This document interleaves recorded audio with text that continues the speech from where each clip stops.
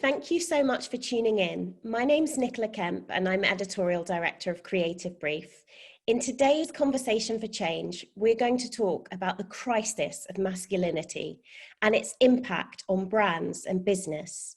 From the Marlboro man in advertising to the Mondeo man in politics, stereotypes which surround masculinity have long been out of touch with the real lived experiences of men, demeaning to the individual and potentially distracting for brands. Masculinity is in crisis, and brands that rely on outdated stereotypes of what constitutes masculinity risk alienating the very consumers that they are seeking to connect with. We are going to look this morning at the long-term shifts afoot for brands operating in this ecosystem, in which gender has become an increasingly fluid concept. So what constitutes aspirational marketing for men today? And why is it business critical to change this narrative when it comes to marketing to men? To answer these challenging and broad-ranging questions for our industry, today I have with me Fernando Desouches. Hi, good morning. Hello, Nikki, how are you? Very well, thank you. Thanks so much for joining us. Oh, thank you. Fernando has worked for over 2 decades managing and leading world-famous brands which target men. Until recently, he was Global Marketing Director for Ags or Links, depending on which market you're in, and he was responsible for leading the brand repositioning, only the second brand repositioning in the 35-year history of the brand. And he is Managing Director of New Macho, which is the marketing to men division of creative agency BBD Perfect Storm. And New Macho helps brands to grow through embracing a new narrative. So Fernando, the coronavirus crisis has brought with it huge economic and emotional challenges for the industry and for society at large. It's interesting that we're having this conversation in the context of the crisis, because a lot of data shows that we're returning to gender roles of the 1950s to some degree.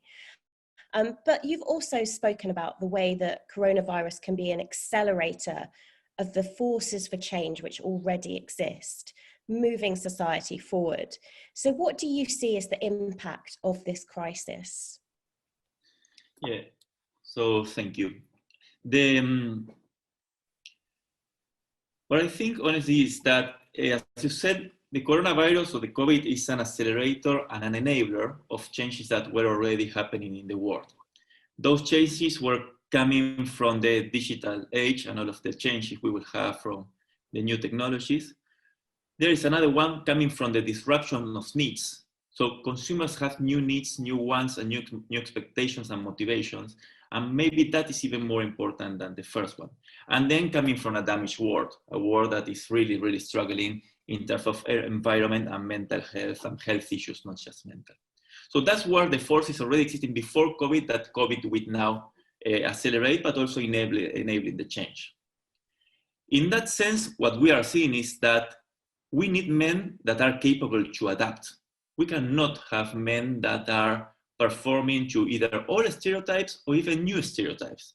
So we discussed this a lot when I talk to brands. So we cannot go to one man box to another box.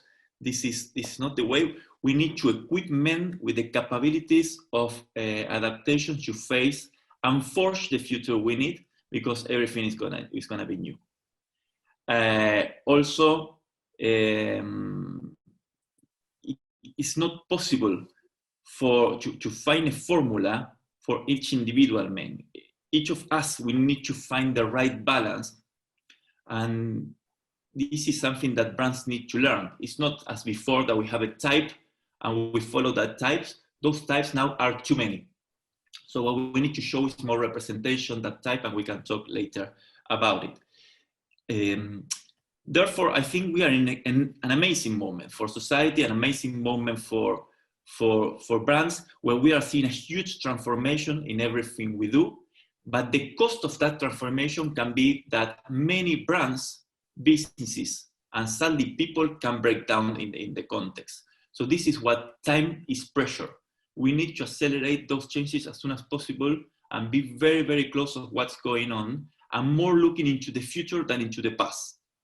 Because we are now facing unknown unknowns. So not known unknowns as we used to face in the past, like we call it risks.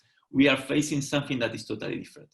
And this is what I see men going in this transformation, and when I would recommend brands to pay attention to.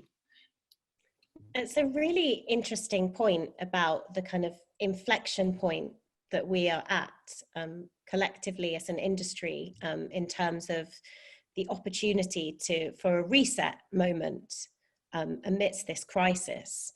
At Lynx, you really unlocked the insight that men were performing who they were, not being who they are. And that kind of idea of performative masculinity is really interesting in the concept of the pressure that men and women are facing within this crisis. Could you tell us a bit about that shift and how you actually avoid that trap that you mentioned about simply just replacing one stereotype with another? Yeah. Well, let me tell you about the insight. So that insight we found at the moment that we were working on the repositioning on the Lynx brand for Unilever. So we did a survey in 10 countries. We talked to 3,500 guys. It was a huge deck, but that specific insight caught my attention. So men were performing who they are instead of live it. And that changes a little bit between countries. But what this means is that men are conditioned by society since they are very young to behave in a certain way. So when they are boys, it's like boys don't cry or man up, be tough, or don't be a pussy, sort of things. Then when they grow up, still the conditioning comes from what is the aspiration you are performing towards.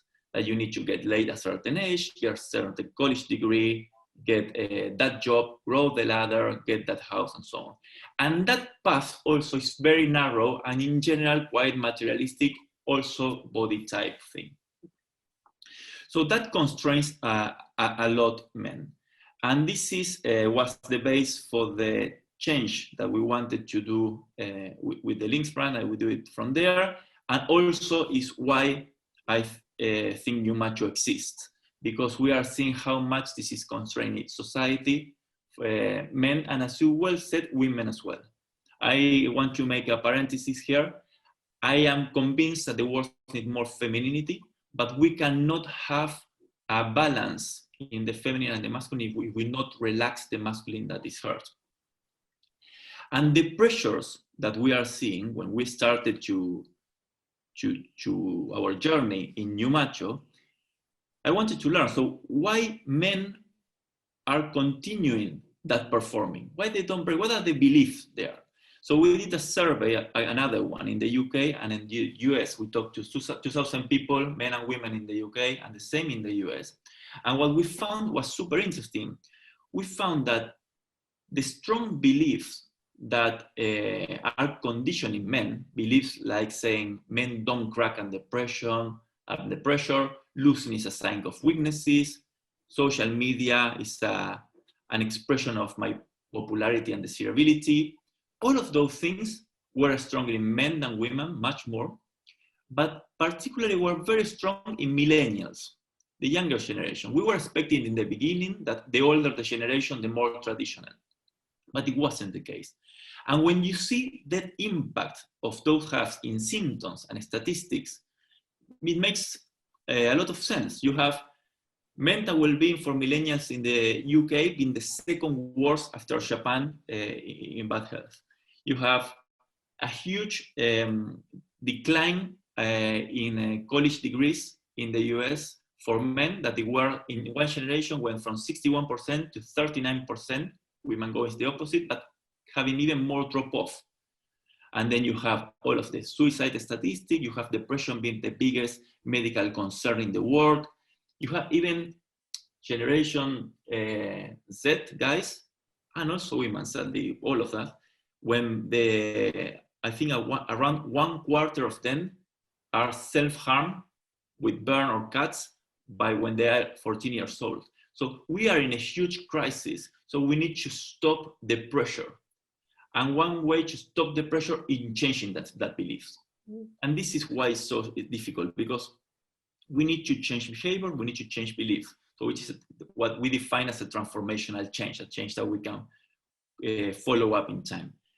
But this is why we think that brands can help, because by brands setting aspirations to men and women, but in this case, we are talking about men, to changing the aspirations to men and make it more relaxed of what we have today, can help men to reconnect with who they are.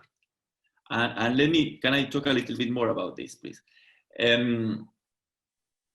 So what we are saying is that the way brands have been defining and portraying the aspirations to men as a man that is fit, in control, always in control, tough, emotionless, and distant, lonely, all of these values were putting pressure to men that try to aspire to that. So we are conditioned to be that. So I'm not against materialism, but if we only have that narrow view, then it will be difficult for men to stop performing, and particularly happens with millennials that now are in the workforce. So they need to get to that aspiration. They are facing for the first time a generation that will be maybe less in comfort than their parents for many generations, but at the same time they have the internal conflict. They know that they want meaning in life, they want mastery, they want to learn more about who they really are, they want to learn more about their capabilities, they want to help society and the world to fix, but on the other hand, they want the material success. So they are really struggling in between these two, and brands are not helping because are only showing what part. It's really interesting as well in terms of what actually constitutes something aspirational. Like I was thinking about this before our chat, it's exactly the same in the women's market. We talk so much about the tech disruption, but actually when we look at shifts in media consumption habits, it's because a lot of these women's magazines were presenting an idealized view of femininity that wasn't actually aspirational. It was alienating. And I wonder what you think in terms of the brands targeting men. I mean, it's a suffocating version of what constitutes success. And one that's still, it's still very pervasive. But do you think that what actually constitutes success and what is aspirational has shifted within society, but perhaps hasn't been reflected by brands? Yes, I think so, and the younger generations are showing that even more. Gen Z and even Gen Alpha, that are 8 years old, but already half of them put a video online. So they are in a different tune. So yes, I agree. So just a conclusion of when you started your parallel between men and women, I would like to say that my hypothesis and our hypothesis at New Macho is that the pressure men are facing from these standards of success are the same that women face with the standards of beauty before DAB started changing that in 2005. So I think brands are being lazy, and not or most of them are being lazy, not changing that, because we have data also that says that men do not connect with these standards of relationship and visuals that brands are portraying. 69% of the UK don't feel represented by brands here. 75% of the US men don't feel represented by brands in the US. So there is something that is not working. But at the same time, we are seeing brands doing the change with very, very interesting ways of generating new aspirations that I think serve men. That's really good to hear that some brands are embracing that change, because it's really clear, and you touched on it at the beginning in terms of the impact of mental health and mental well-being, and that's really risen up the agenda, and you spoke very eloquently about the pressure that men feel to live up to a really idealized version of success. So how can brands take that pressure off? Because, you know, just as the beauty industry has been selling women hope in a jar for decades, you know, you could say that a lot of male focused brands have sold men a very one-dimensional vision of success, and very much based on how much they earn or what their body looks like. And I just wonder, how do you see brands diffusing that pressure? Yeah. I will go with some examples. I think the best way to talk about it. I think there are several ways that brands can help men in this moment. One is success, but it's a little bigger. The first thing I would say is that brands can help men to understand the journey they are under. Because men are in a journey from being a performer and have a performer culture to really being who they are. And this is not immediate and it's not easy. So it will be great if they can understand the path. And there is an ad from the Macallan whiskey called Make the Call that I think that perfectly. And actually I wrote on the drum about it, because they show how is the transformation and the pain of changing behaviors and changing beliefs, but the payoff as well. And how that is a call for a mature man to go to. So I think that is amazing, and we can talk like half an hour about that thing. The other thing that brands can do is open the definition of success, including the self-awareness, including relationships. Because at the end of the day, if you correlate happiness doesn't correlate well with possession of money, it correlates with relationships. Mm-hmm. And there is also a campaign from Zegna, the fashion brand, that is really doing that job very, very well. The campaign called What Makes a Man. And I think they are really opening and in a very aspirational way, in a look and feel, and using good celebrities are really, really making the inward thinking very, very aspirational. The other thing that brands should do or can do, I said should because I go with the negative in this one, is that brands shouldn't tell men how they need to behave. And I always go with, when I think about this, with the Gillette example, because what happened last year with Gillette is that they tried to have a statement of masculinity and tell how men should behave or not. And that is not the roles of brands. Brands can help men to navigate life, understand what is acceptable, is not for them to choose. But this is, I think, what brands shouldn't do if they want to do this. That is, make a statement of what is be a man. Instead of that, the best way to do it and the most authentic is understand and work with the emotional space you always connected with consumers. This is the way we are working, and for that, work with the values that are good for men today.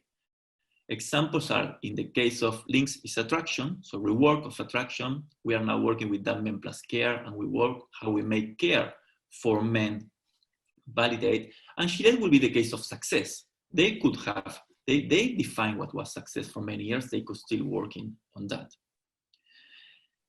The other way I think brands can help men is by being diverse, show a good, fair representation. I think we talked about that recently just now. That doesn't mean it's not just about gender fluidity or gender expression. It's about men in all of the forms we have. So body shapes, life stages, different abilities, race, religion.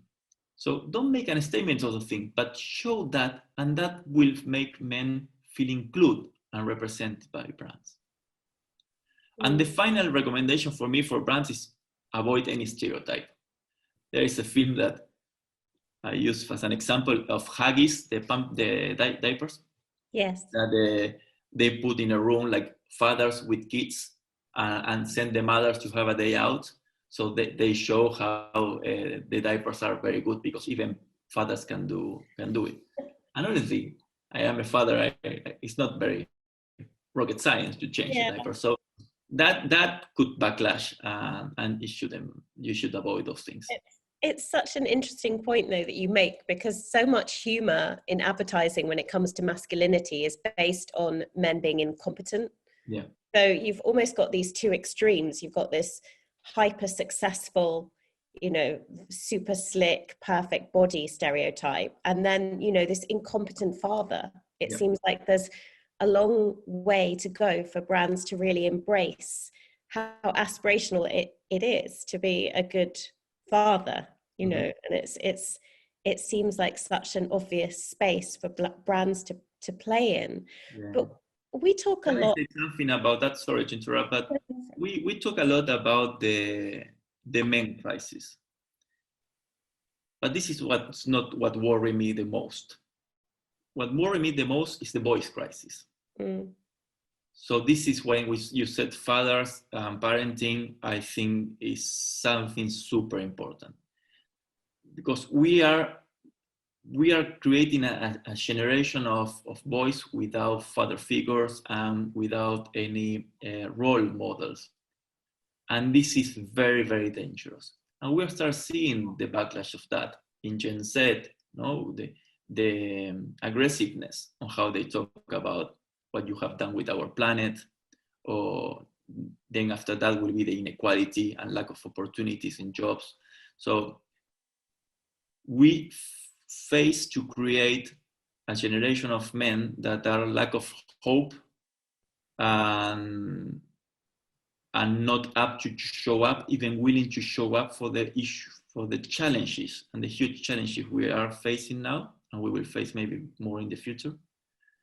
So it's really important that we pay attention to that. And brands shouldn't be aware of that. We need to reinject hope.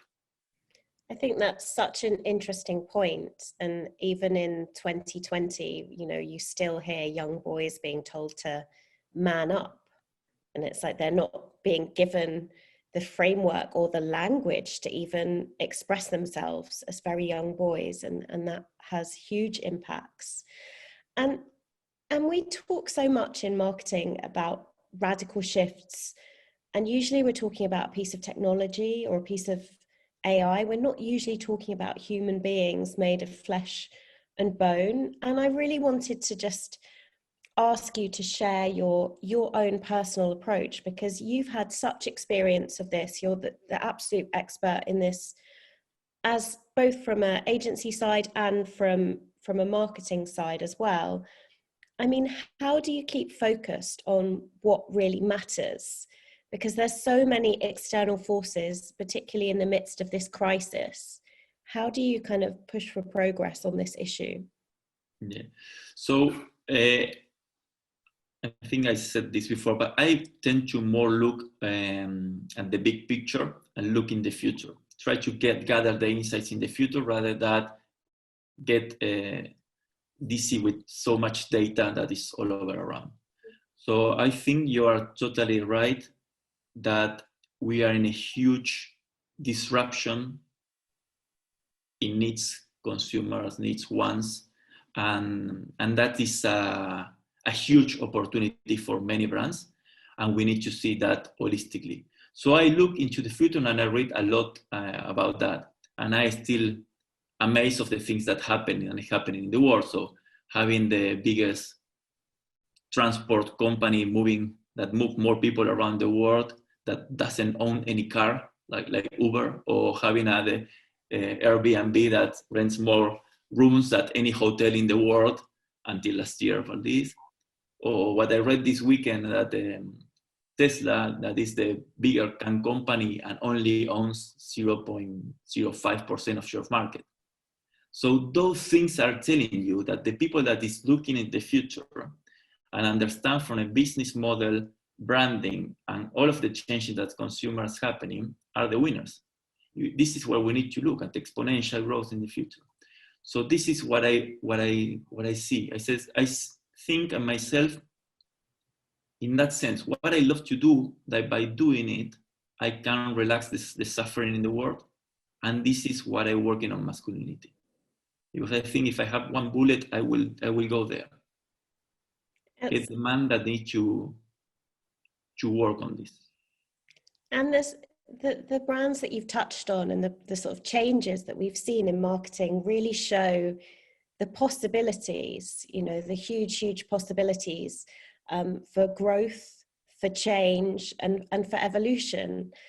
And with that in mind, I really wanted to ask you, just to close, to leave the audience with one thing that they can take back to their desks today and implement in their day-to-day lives in the industry, because sometimes these issues feel like so huge and they are massive, but that doesn't mean that there aren't things that everybody can do to push for progress. So what would you suggest? I would say that first, don't do it from your desk. Go for a walk and take distance. We are called now to redesign the world.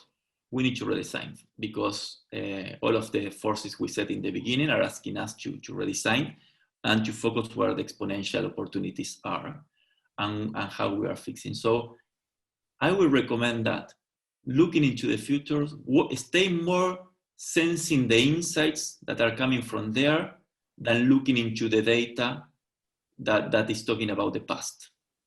Yeah. And from there, how we are redesigning, or from what you can do, are redesigning the future for a future that serves us to thrive. That's such great advice, especially the going for a walk. I'm aware that many of us are in back-to-back video conference mode at the moment, which sometimes means that you don't get the headspace to really think about these things. So from not replacing one stereotype with another, to looking forward rather than to the past for what constitutes masculinity. You've given us so many things to think about this morning. So thank you so much for your time, and thank you to everyone for tuning in. Thank you. Thank you, Nikki. Bye-bye.